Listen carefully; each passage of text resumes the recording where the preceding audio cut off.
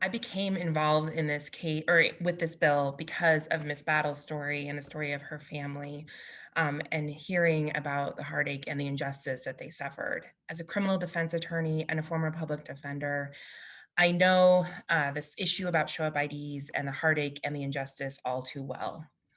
And while there are many issues that 1142 would go to fix, I want to focus this morning on why the limitation on admissibility that is in the bill is so important and such a vital step forward. Um, in 2019, our Colorado Supreme Court wrote in an opinion in Garner v. People.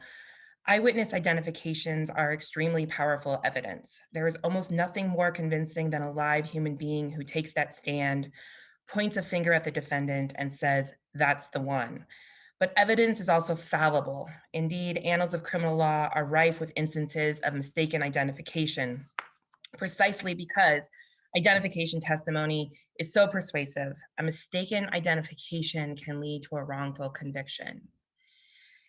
Despite this powerful statement, the current state of admissibility in Colorado case law is that an eyewitness identification can be highly suggestive.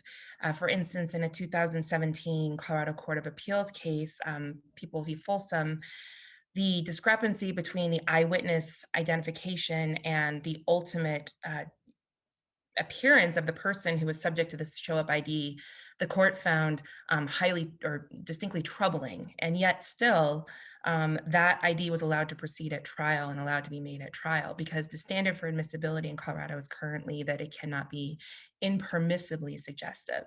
And the way that courts determine how that's done is that they look at 5 factors that really go to more not to what HB 1142 addresses, but what the reliability is um, of the initial identification. So 1142 really takes a giant step as far as making certain that um, the various mechanics of these identifications are addressed. Impermissibly suggestive test is a very high bar for an accused person to meet and often means that those incorrectly identified have to go all the way through trial, as Ms. Bada was talking about, has to at least go through a motions hearing, maybe all the way through trial. And again, these identifications, even if highly disturbing or highly troubling, can still be admitted at trial against people. Um,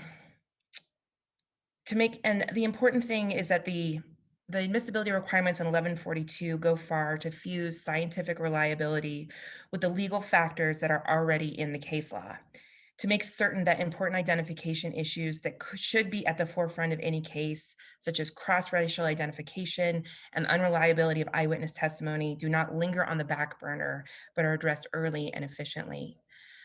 When thinking about this, I was reminded of a case of my own where there was a person who the police officer just took the eyewitness, showed him through a window.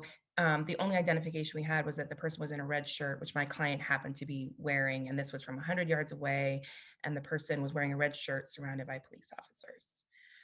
Ultimately, that identification was let in at trial, and I was thinking about how 1142 would change that.